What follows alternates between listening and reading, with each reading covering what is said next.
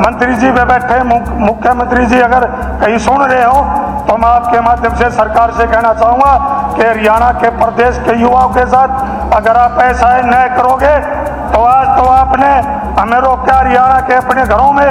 अगर हमने इन युवाओं के भविष्य के लिए अगर इस विधानसभा के भी ताला लगाना पड़ा तो हम विधानसभा के भी ताला लगाने से पीछे नहीं रहेंगे। हम ताला लगाएंगे, हम युवाओं की लड़ाई लड़ेंगे, उपाध्यक्ष जी हम करेंगे और ये लड़ेंगे। उपाध्यक्ष जी सत्ताई है, शब्दावली है स्पीकर सर, ये सत्ताई है, ये क्या शब्दावली है विधानसभा का? मंत्री जी सत्ताई है। अगर आप हरियाणा के युवाओं क्या शब्दावली बाहर को नौकरी दोगे आप शब्दावली है क्या?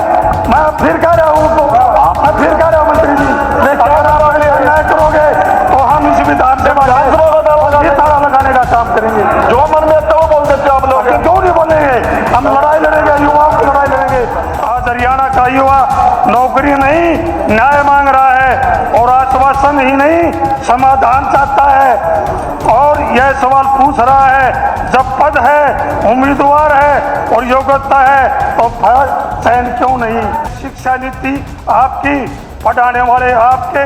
हैरानी की बात तो यह है कि दिल्ली विश्वविद्यालय, जेएनयू और अन्य केंद्रीय विश्वविद्यालयों में चयन के लिए 35% जैसी कोई क्राइटेरिया नहीं। जो उपलब्ध योग्यता उम्मीदवारों में यह चयन किया जाता है, पद खाली नहीं छोड़े जाते। वैसे तो बहुत से विषयों में पद खाली छोड़े गए, लेकिन मैं आपको कुछ जिक्र करता हूं। अंग्रेजी के 613 पदों में से 478 पद खाली, पीजीटी कंप्यूटर साइंस के 1711 में से 1672 पद खाली और पीजीटी पंजाबी 50 में से 39 पद खाली और पीजीटी फिजिक्स एजुकेशन 226 में से 179 पद खाली। सवाल यह है कि उम्मीदवार कम है या योग्य थे? सवाल यह है कि योग्य उम्मीदवारों के होते हुए भी पद खाली क्यों छोड़े गए? जवाब में 35% का क्राइटेरिया। अगर सरकार को लगता है कि हमारे युवा काबिल हैं तो उनके द्वारा दी गई परीक्षा सबके सामने लाए, सब कुछ सामने आ जाएगा। एक तरफ मुख्यमंत्री जी पिछड़ा होने का दावा ठोकते हैं, दूसरी तरफ दलित और पिछड़ों को योग्य होने के बाद भी फेल किया जाता है।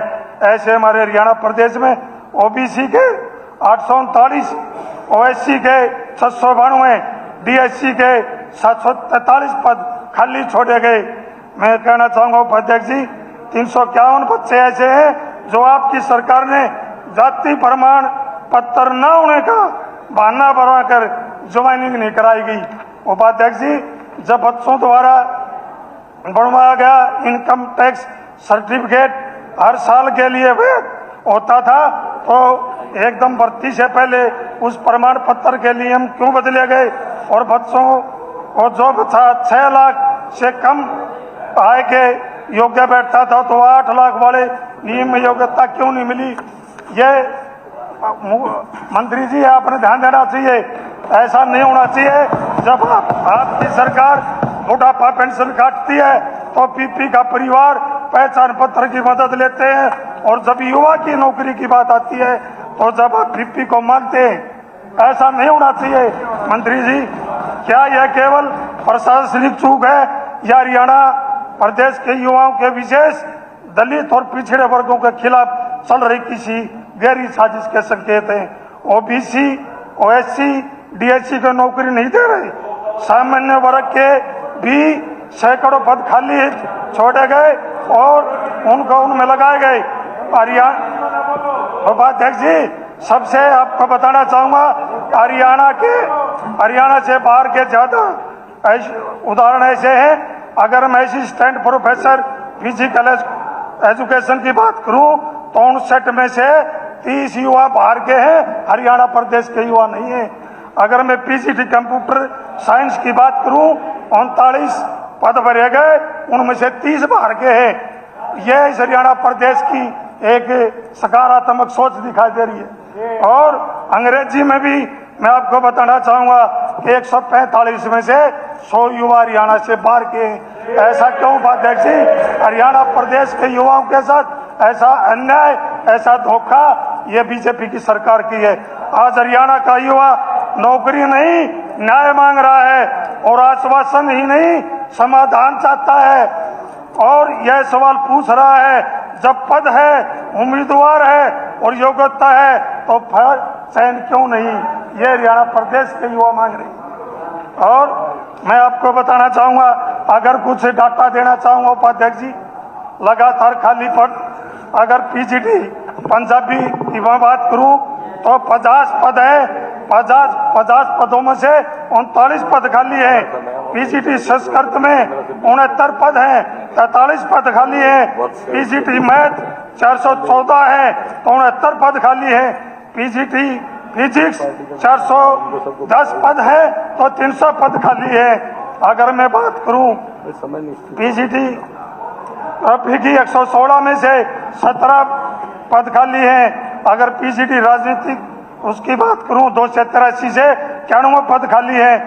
उपाध्यक्ष जी, मैं आपके माध्यम से मंत्री जी पे बैठे मुख्यमंत्री जी अगर कहीं सुन रहे हो तो मैं आपके माध्यम से सरकार से कहना चाहूंगा कि हरियाणा के प्रदेश के युवाओं के साथ अगर आप ऐसा न करोगे तो आज तो आपने हमें रोका हरियाणा के अपने घरों में। अगर हमने इन युवाओं के भविष्य के लिए अगर इस विधानसभा के भी ताला लगाना पड़ा तो हम विधानसभा के भी ताला लगाने से पीछे नहीं रहेंगे। हम ताला लगाएंगे, हम युवाओं की लड़ाई लड़ेंगे। उपाध्यक्ष जी हम करेंगे और ये लड़ेंगे। उपाध्यक्ष जी ये सच्चाई है। शब्दावली है स्पीकर सर, ये सच्चाई है। ये क्या शब्दावली है विधानसभा का ताला? मंत्री जी ये सच्चाई है। अगर आप हरियाणा के युवाओं ये क्या शब्दावली है? बाहर को नौकरी दोगे आप शब्दावली है क्या? मैं फिर कह रहा हूँ, मैं फिर कह रहा हूँ मंत्री जी, अगर आप ऐसा न्याय करोगे तो हम इस विधानसभा का ताला लगाने का काम करेंगे। जो मन में आता है वो बोल देते आप लोग, क्यों नहीं बोलेंगे? हम लड़ाई लड़ेंगे, युवाओं की लड़ाई लड़ेंगे। उपाध्यक्ष जी हम ये जल्दी करेंगे। धन्यवाद। सही मैं अध्यक्ष महोदय,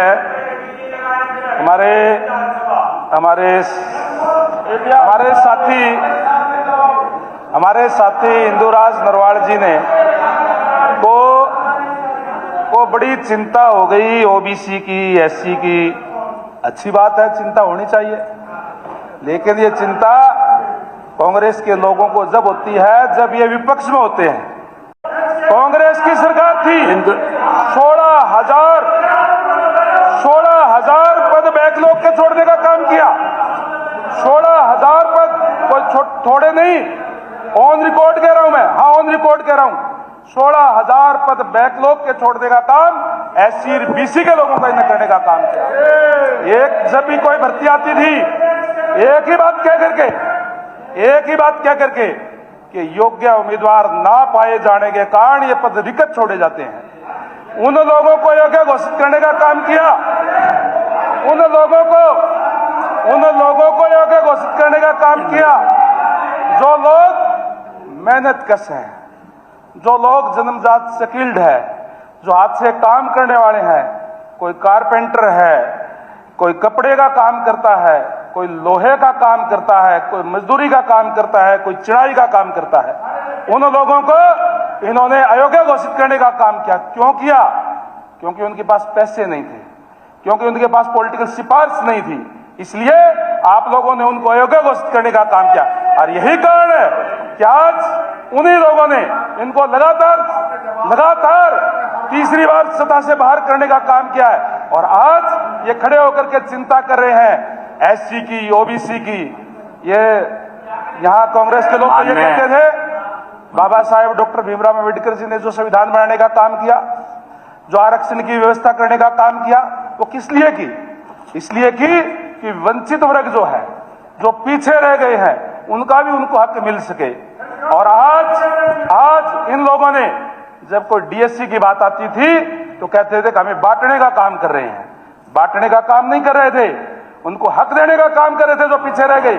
ये कार्य अगर किसी ने किया तो भारतीय जनता पार्टी की सरकार ने किया, आदरणीय नायब सैनी जी की सरकार ने किया, जिन्होंने पहली कैबिनेट मीटिंग के अंदर यह फैसला किया कि आज से ही हरियाणा प्रदेश के अंदर 10% से अलग से डीएससी का आरक्षण होगा। और आज ये लोग चिंता करने की बात कर रहे हैं, जिन्होंने हमेशा उनके साथ जातियां करने का काम किया, जिन्होंने हमेशा उन लोगों को अनदेखा करने का काम किया, आज ये लोग इस तरीके की बात कर रहे हैं। माननीय सदस्यगण, आज सदन की कार्रवाई देखने के लिए दर्शक दीर्घा में डीएवी कॉलेज सडौरा जिला यमुनानगर के विद्यार्थीगण तथा संकाय सदस्य उपस्थित हैं। मैं अपनी तरफ से तथा पूरे सदन की तरफ से इन सबका स्वागत करता हूं और माननीय सदस्यगण को मैं बताना चाहता हूं कि कई बार जैसे कि इंदुराज जी ने समय ज्यादा लिया तो बाकी सबके मन में एक शंका आई कि भाई इन्हें ज्यादा समय क्यों। पार्टी की तरफ से समय तय है, चाहे एक व्यक्ति उसमें बोले चाहे 10 व्यक्ति बोले, जो हमें समय मिली है उसमें हम रखेंगे। नहीं, समय सभी का काउंट होगा। समय पहले, एक मिनट डांगी साहब, समय सबका निश्चित होगा। जैसे आपका समय खत्म होगा तो आप लोगों को बंद करवा दिएगा, चाहे आप में से सारे जो 2-3 घंटे आपके निकले चाहे सारा आप बोल लो, उससे कोई फर्क नहीं पड़ता। और अब मैं जगमोहन जी